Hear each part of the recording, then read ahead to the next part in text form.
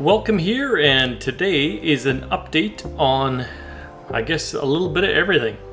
To start out with, the mason and leafcutter bee project that I'm still trying to work on here.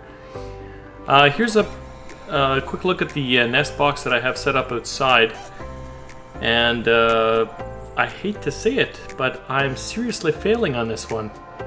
As you can see, nothing has moved in, and it looks like all the tubes are empty. Now, I'm not sure exactly what I'm doing wrong here, so if there is people in here that do leafcutter and mason bees, please leave some feedback for me. I'm itching to get these things onto my yard. Actually, let me rephrase that. I'm itching to get more of these things on my yard. Right now, I've got the box set up here, and if you take a look at kind of where the box setup is, it's on my deck, and it's maybe too far away from the garden. Not entirely sure, but I'm not having anything move in as of right now.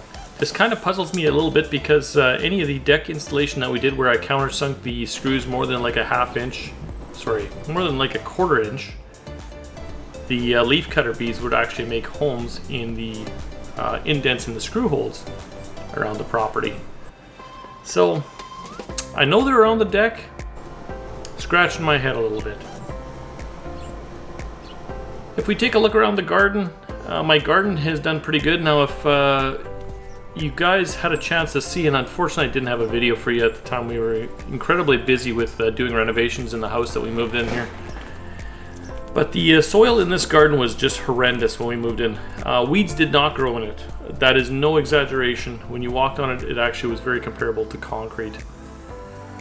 So since then, initially I took and kind of researched the Back to Eden method a little bit and put down, I would say probably around 9 to 10 inches of bark/leaf mulch on the entire garden. Well, that lasted about a year, maybe just over, and we were down to about an inch already. So the soil is incredibly hungry. The other indication I had too is there were no earthworms, no night crawlers, none of that at all in the garden. And now the worms are back in a big way. We have a ton of night crawlers, and they're huge. Yesterday when we dug one up, actually in the video coming up here in a second, when we were digging up the potatoes, we found one that was about the size of my wife's thumb in thickness. So massive, which is great. Means I'm doing stuff in the right direction. Anyway, we put down a good 6 to 9 inches after this spring of I guess they would call it hay, probably. It's a combination of hay, straw, alfalfa, whatever, chopped up. I didn't really care. Cheap bales. I just wanted some biomass, and that's what I decided to throw in the garden. Put that on everywhere. And this, I can say, is the first year that I'm kind of getting excited about what I'm producing in my garden again.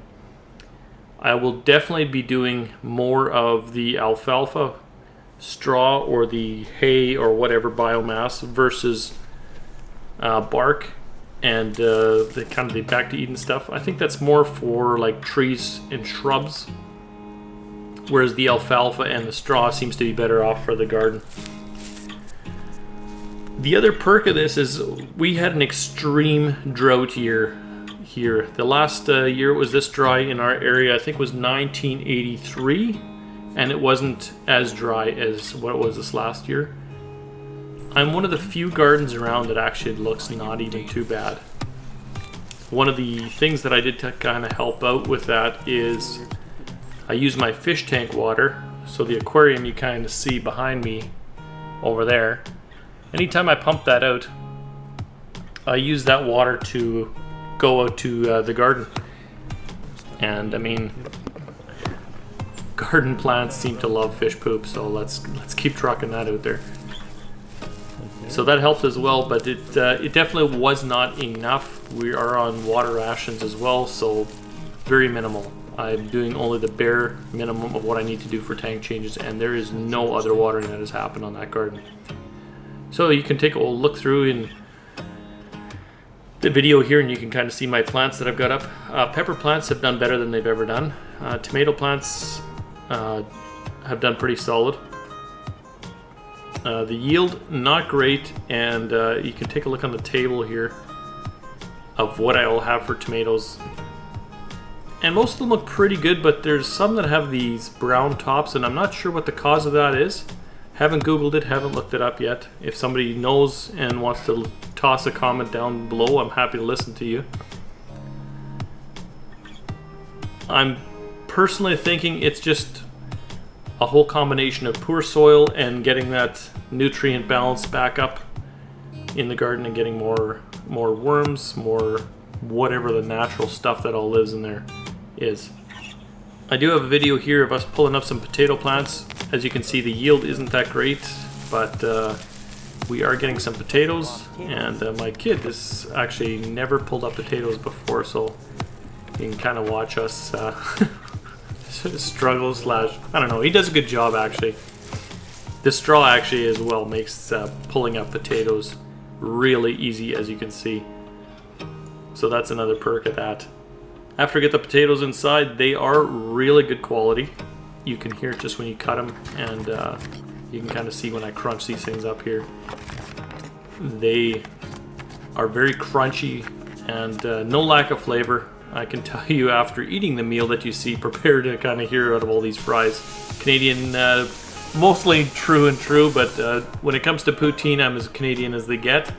So that's what we had for supper, and the potatoes were awesome, so it was really good. Anyway, that's the update for the year. There is more content to come. Sorry I took such a long break from making videos. I know there's people on here that were asking if I had dropped off the face of the earth, and it was a little bit of kind of a combination of where do I want to take the channel, what do people want to see, what content do I want to produce, and what do I enjoy doing with these videos. So I'm kind of changing my view a little bit, and if you guys kind of like what you're seeing, or don't like what you're seeing, or like different content or the content you've seen in the past, feel free to comment. Stuff that is to come, I do want to do some more hydroponic comparisons inside my grow. You'll get a video of that shortly. I actually just ended up restarting it. The plants were just way too big. One of the tomato plants had gone up and down and all around, and ended up being like 20, I would say 20-25 feet tall. It actually, once I pulled it out and got the whole stalk and all these strands straightened out, I couldn't believe how big the growth was. The reason why I started over and didn't continue to go is not because the plant stopped producing. It's because we were losing produce. There was too much green in there. So we were getting tomatoes getting lost, cucumbers getting lost, beans, all kinds of stuff was just growing everywhere, and you could not find it. It's not a very big area, but you'd be amazed at how thick and lush it gets in there, and it becomes like finding a needle in a haystack. So that's what's to come with the channel. Hope you guys enjoyed the video today and enjoyed the update. I look forward to responding to your comments. That's always a good time for me. I enjoy seeing the feedback. Until next time, take care.